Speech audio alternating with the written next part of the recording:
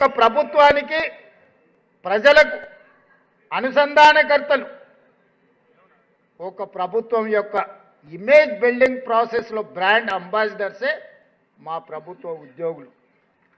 మా ప్రభుత్వ ఉద్యోగులు అర్ధాకలితోనో బాధతోనో సమస్యల వలయంలో చిక్కుకొని వడ్డించే మా ప్రభుత్వ ఉద్యోగి ఆకలితోని ఉపాసం పండితే పేదలకు సంక్షేమాన్ని ఏ విధంగా వడ్డిస్తాడు?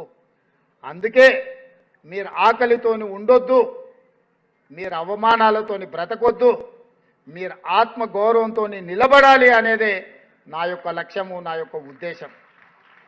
నేను బాధ్యత చేపట్టిన తర్వాత ఈనాడు వివిధ శాఖలకు సంబంధించిన ప్రతినిధులు అధికారులందరూ ఇక్కడ ఉన్నారు.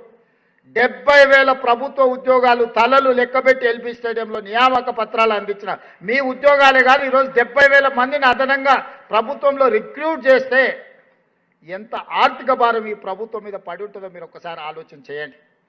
ఒకవైపు రిటైర్మెంట్ బెనిఫిట్స్, ఇంకొక వైపు 70,000 మంది నూతన నియామకాలు, మరోవైపు 7 లక్షల ప్రభుత్వ ఉద్యోగాల జీత భత్యాలు, ఇంకొక పక్కన 8,11,000 కోట్ల రూపాయల అప్పు. ఆ అప్పు కూడా ఎంత మిత్తికి తెచ్చిండు? 11.5% మిత్తికి తెచ్చిండు. ఎవరైనా ఈ స్థాయిలో మిత్తి అప్పు తెస్తారా? ఇవాళ డెట్ను రీస్ట్రక్చర్ చేసి 7.25కి నేను తగ్గించిన కేంద్ర ప్రభుత్వంతో మాట్లాడి. ఫైనాన్షియల్ ఎక్స్పర్ట్స్ మీలో చాలా మంది ఉన్నారు. ఆర్థిక నిబద్ధత,